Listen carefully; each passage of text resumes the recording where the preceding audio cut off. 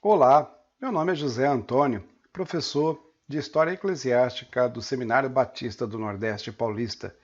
Queria te convidar a estarmos dando sequência nas nossas aulas. Hoje estaremos estudando o período intertestamentário ou período de silêncio profético. Vamos orar neste momento.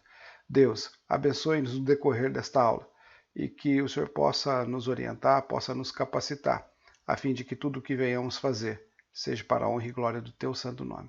Abençoe cada um dos alunos aqui que estão tendo acesso a esse material, que eles possam, através disto, te servir e te honrar com essas informações. Em nome de Jesus, amém. Nós vamos estar vendo hoje mais uma parte daquilo que nós já começamos da aula anterior, e nós vamos estar vendo hoje aquele período que antecede o período da história da igreja propriamente dito. Mas é um período muito importante, rico de acontecimentos e eventos que vão preparar todo o cenário mundial para que a igreja possa então começar a existir e a trabalhar na história da humanidade. Eu queria convidar vocês hoje a estarmos conhecendo o que é chamado de período intertestamentário ou período de silêncio profético. Esse período ele vai desde o ano 400, antes de Cristo, até o nascimento de Cristo. E ele é marcado por uma série ou sucessões de eventos e fatos que vão mudar o cenário político, o cenário religioso, inclusive o cenário mundial, para que Cristo possa nascer, exercer o seu ministério e também a igreja possa começar a sua expansão, a proclamação do evangelho do reino aqui na terra. Quando nós falamos de período intertestamentário, nós estamos falando também da diáspora judaica. O que é a diáspora judaica? Na verdade, os judeus fora de Jerusalém. Os judeus estão dispersos devido às várias dominações que houve no seu território, e com isso nós encontramos um número muito grande de judeus espalhados pelo mundo e um número pequeno na própria Judéia propriamente dita. E é isso que nós vamos estar vendo também. Então, primeiramente, eu queria falar sobre o período persa. Judéia ela se tornou uma satrápia com o nome de Satápria além do rio.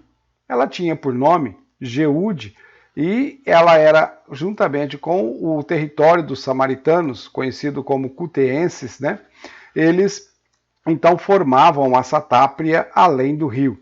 Quando Ciro, em seu decreto, permitiu a volta dos judeus para a reconstrução do templo, ele escolheu como governante ou como representante, chefe dessa comissão ou desta empreitada, a Zorobabel, neto de Jeoaquim. Isso porque ele achou que seria prudente ou seria óbvio escolher aí alguém da linhagem dos reis de Judá. Então nós temos em 538 a volta do cativeiro por Zorobabel, Esdras e Neemias. Em 515 a consumação, eles terminaram a construção dos muros, e o templo também está reconstruído, finalizado. O governo nesse período ele é exercido pelos sacerdotes. É uma espécie de sumo sacerdote hereditário. E Zorobabel e seus descendentes acabaram por sendo promovidos a essa categoria de sumos sacerdotes. O título deixou de ser meramente um título religioso específico à pessoa de um sacerdote da tribo de Levi, e ele passou a ser um título político-religioso que era dado ao governante em questão. Com isso, o sumo sacerdote ele tem uma autoridade política e também uma autoridade religiosa. Esse período ele vai durar até o ano 333. E nesse período nós vamos ter várias influências sobre a literatura judaica,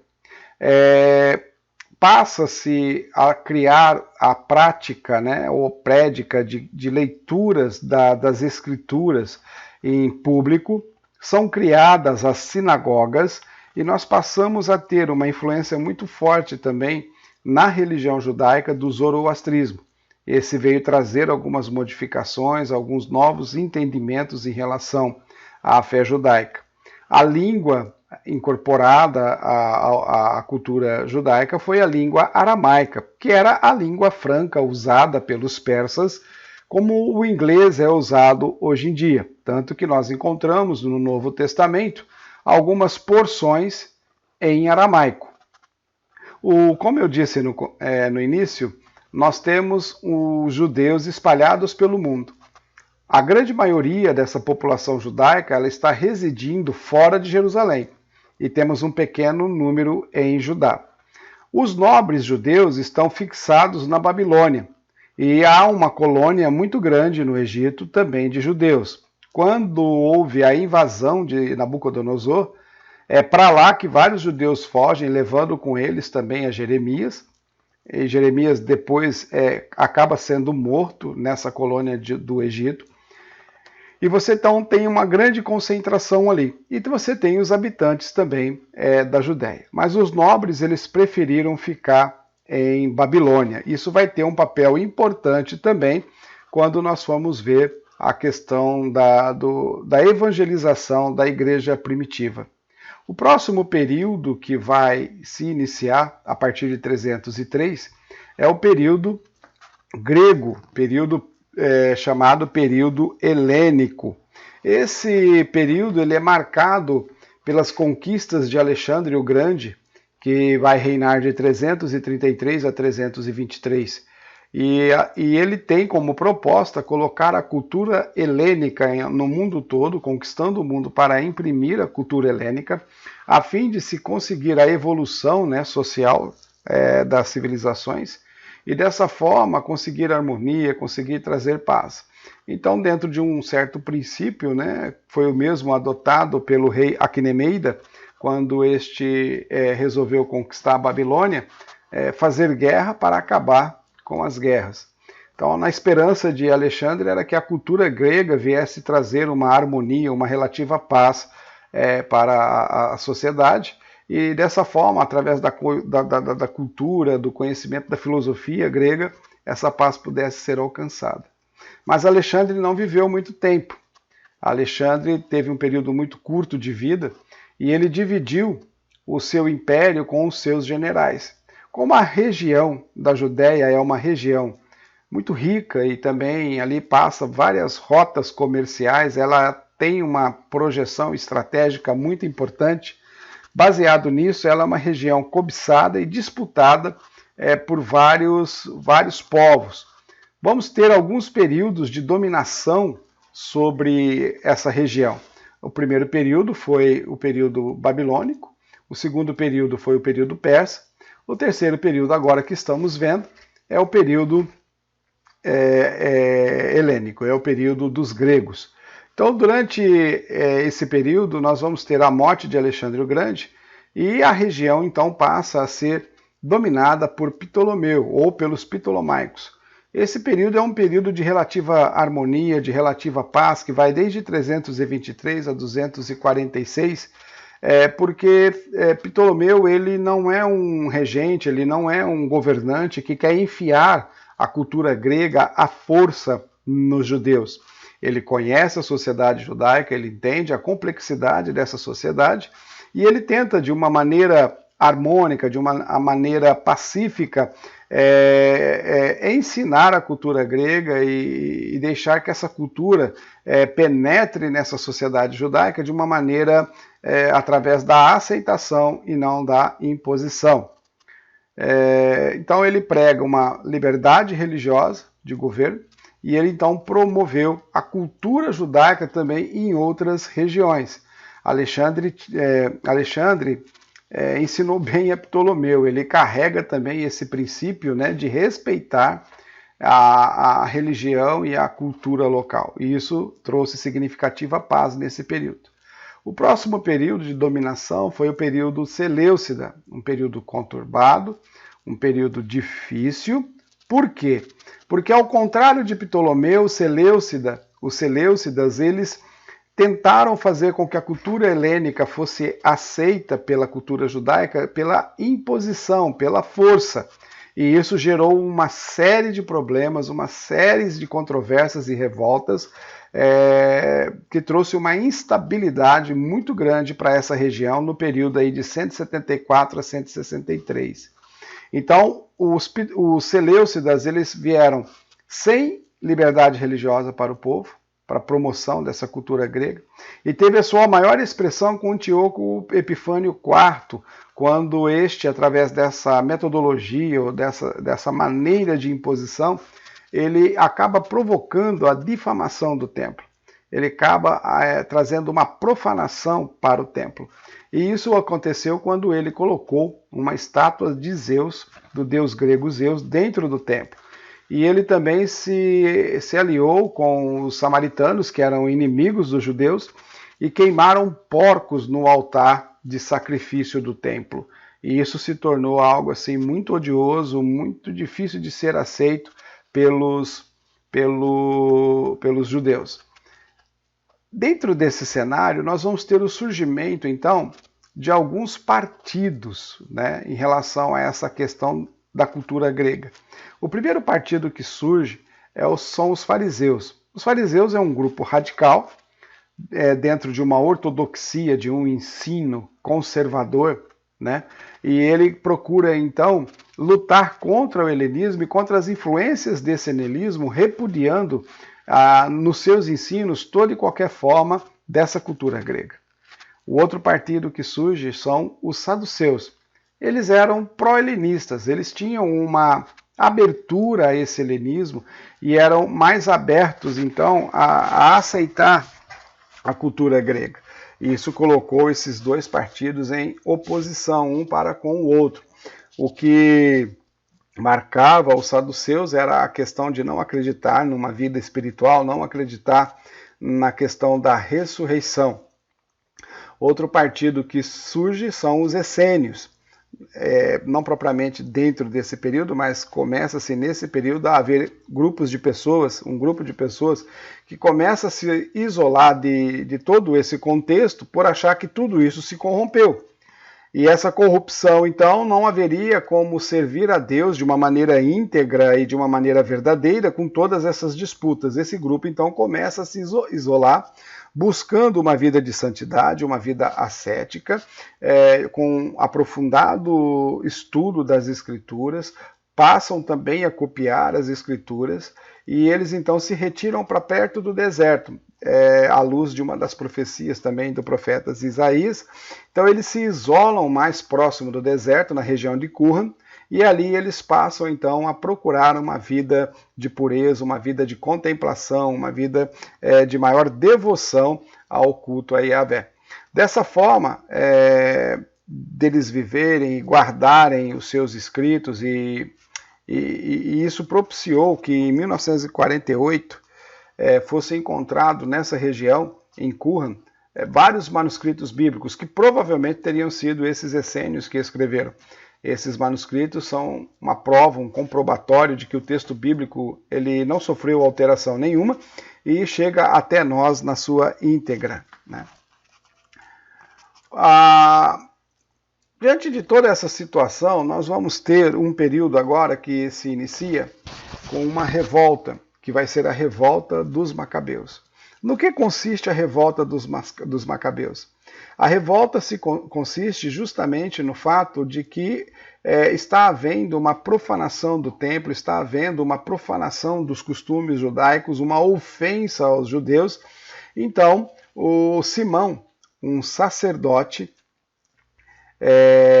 Matias, sacerdote, ele levanta-se contra essa opressão que Antíoco Epifânio está promovendo, e ele com os seus filhos, Judas, Jonatas e Simão, vão promover, através de táticas de guerras de guerrilha, uma libertação desse jugo imprimido aí pelos Seleucidas.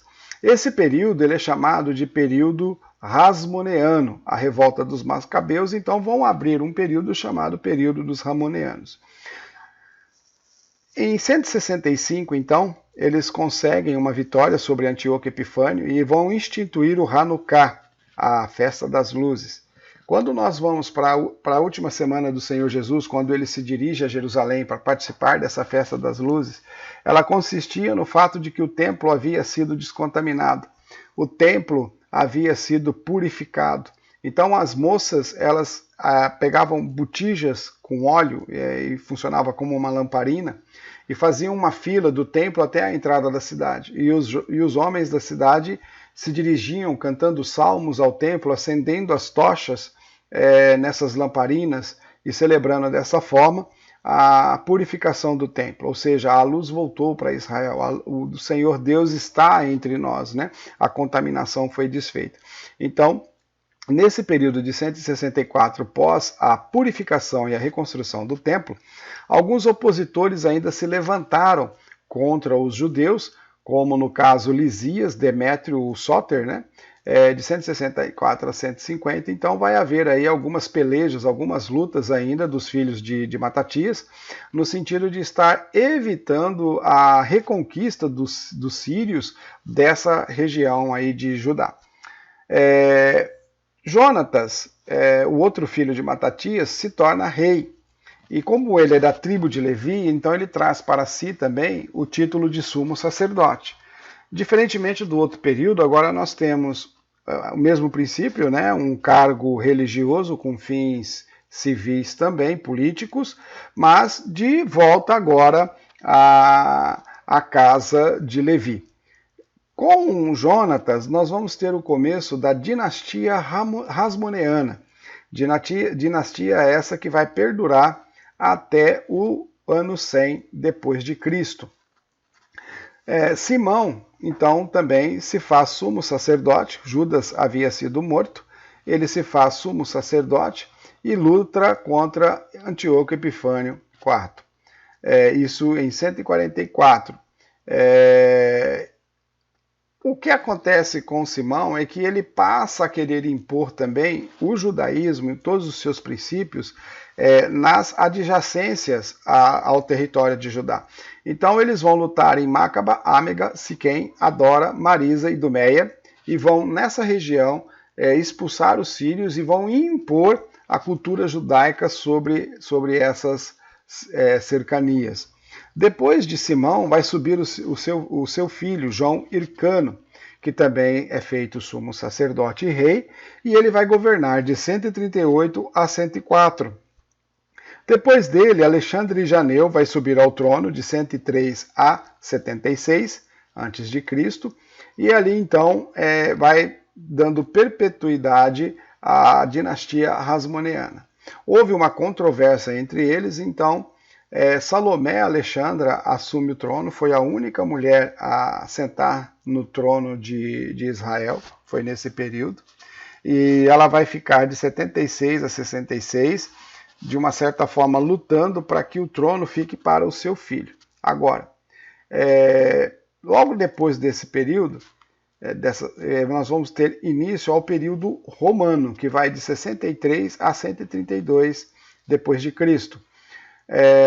Com o início do período romano, nós temos o fim do período dos Macabeus. E como que foi o processo do fim do período dos Macabeus?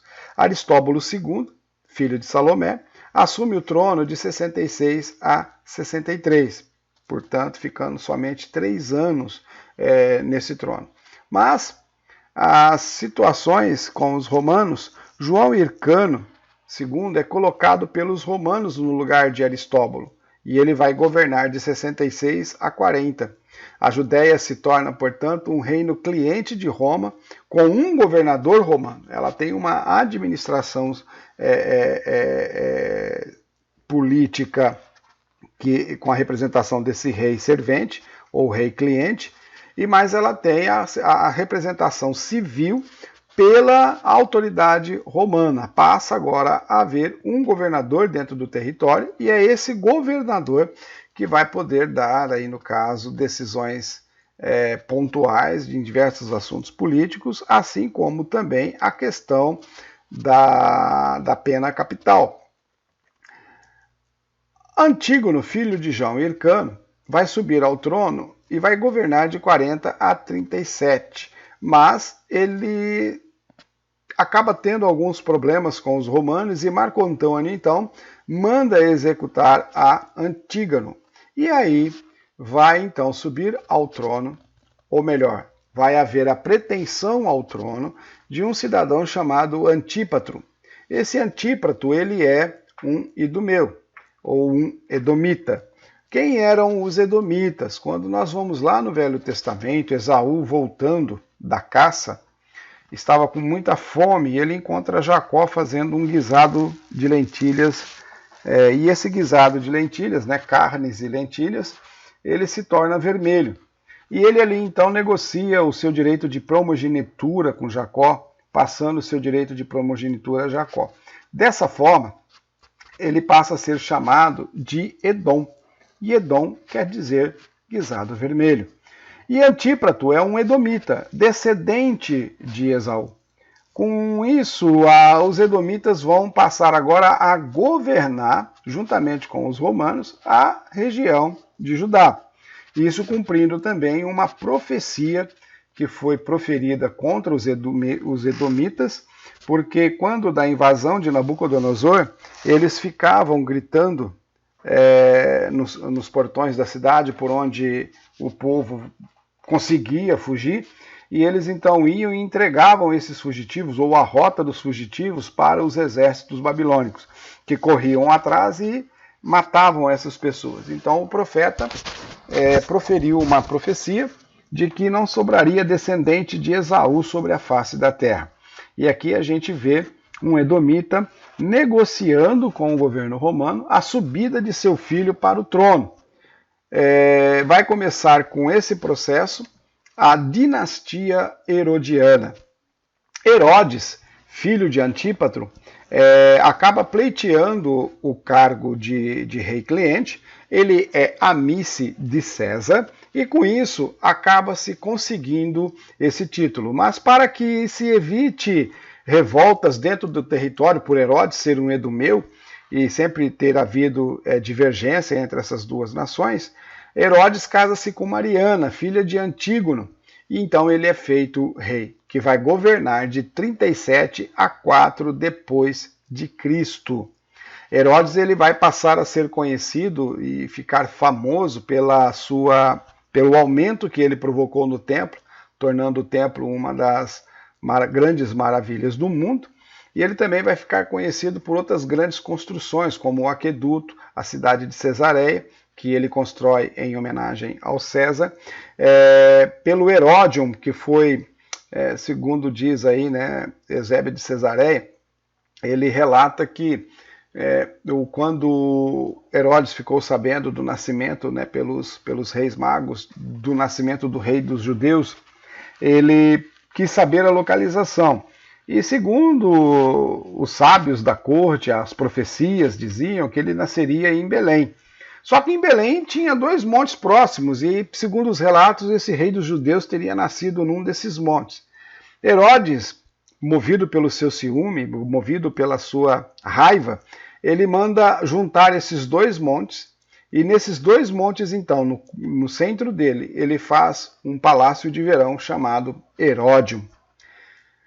E entre outras construções maravilhosas que ele fez, nós podemos destacar também Massada, a cidade de Massada, que vai ser episódio de uma grande batalha, e ali vai haver uma grande mortandade, lá por volta do ano 130, 132, quando dá-se por fim, então, a destruição completa da Judéia, e ela passa a ser anexada a um território sírio. Ela deixa de ser uma comarca independente e deixa de existir e ser encampada pela da Síria, findando-se assim, então, o período de Israel na Terra Prometida. O Herodes Antipas é filho de Herodes o Grande, que vai assumir o trono. Ele vai se tornar tetrarca de toda a região da Judéia e da Galiléia e Pérea, e vai governar entre 20 e 39. ele é o que julgou Jesus justamente nesse palácio de Verão, que é o palácio de Heródio. Agripa I, pós Herodes Antipas, se torna rei de toda a Judéia. Mas ele vai governar por pouco tempo. Ele vai governar até 44, de 40 a 44, e ele é que condenou o apóstolo Tiago à decapitação. E ele vai governar pouco tempo. Assumindo depois dele, vai ter um cargo intermediário por um governador romano, mas em 53 sobe ao trono o rei Agripa II.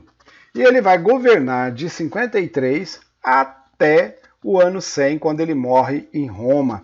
E com a morte dele foram extintos todos os descendentes edomitas, não sobrou nenhum descendente de Esaú na face da terra, cumprindo assim a profecia lá do Velho Testamento.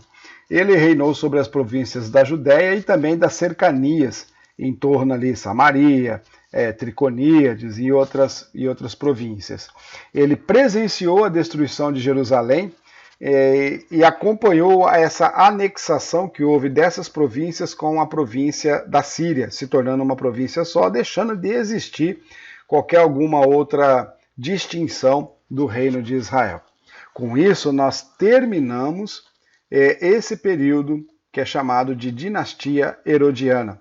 Esse período vai surgir um partido político, na verdade vão surgir dois novos partidos. Um partido que é contrário ao governo de Herodes. Eles vão ser chamados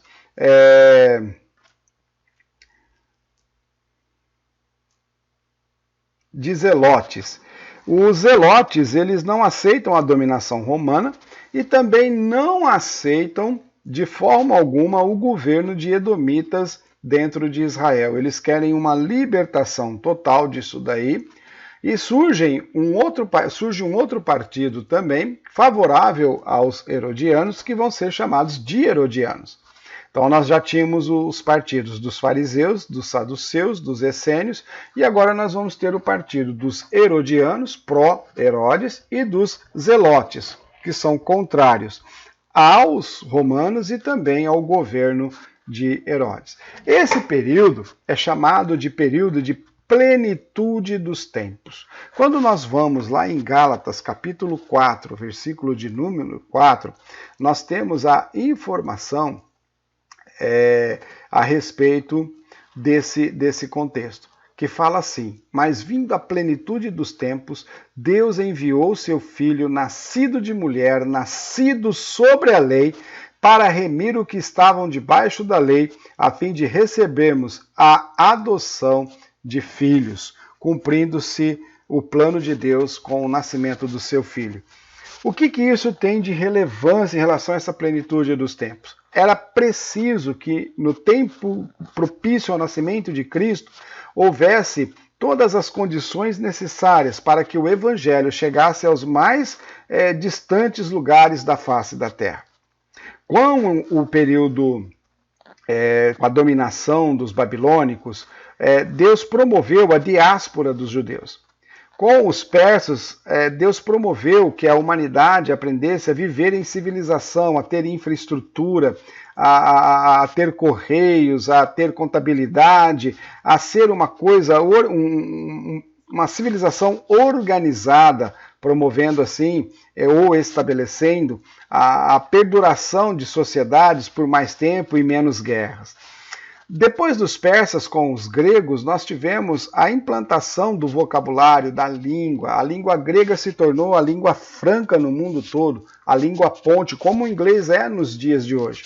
No passado havia sido o aramaico, e agora a língua romana se torna a língua de todas as nações. A filosofia grega, com a questão de analisar o pensamento, de termos que possam ser usados para expressar e explicar esses pensamentos, as ideias. Dessa forma, a cultura grega foi de suma importância para a compreensão do Evangelho de Deus e também para a proclamação desse mesmo Evangelho. Agora, esse Evangelho, para chegar a todos os lugares, era necessário algumas garantias: segurança, estradas, rotas marítimas, e o Império Romano vem justamente promover essa questão de infraestrutura mundial. Os romanos eram muito organizados, eles eram muito sistemáticos naquilo que eles se propunham a fazer, então eles saíam para conquistar e nessas conquistas eles faziam as estradas para ligar as suas linhas de abastecimento com as linhas que estavam, com a frente que estava lutando. Dentro dessa organização eles criaram estradas por todo o mundo, ligando a Roma. Dessa forma, nós temos essas estradas aí funcionando até hoje, muitas delas, e dessa forma nós tivemos uma globalização do mundo antigo conhecido. O mar Mediterrâneo chegou a ser chamado de Mar Nosso. Esse mar ele era pilhado, né, por piratas, por essas pessoas criminosas, e os romanos vieram trazer uma fiscalização geral sobre isso, uma proteção armada sobre esse mar, permitindo uma navegação segura e tranquila. Nas estradas, as mesmas coisas, os postos de guardas, as pousadas e tudo isso, então, propiciava aos cidadãos, né, do Império Romano irem e virem em todo o Império com uma certa segurança e com uma relativa paz. Estava pronto o cenário para o nascimento de Cristo. Quero agradecer a todos esse momento que passamos juntos e convidá-los para a nossa próxima aula. Gostaria agora de agradecer a Deus. Senhor, muito obrigado por este momento, abençoe-nos para que possamos, através dessas informações, estarmos mais capacitados a compreender as Tuas Escrituras e também a nos preparar para estarmos sendo usados por Ti na preparação do Teu povo. Isso é o que nós te agradecemos em nome de Jesus. Amém.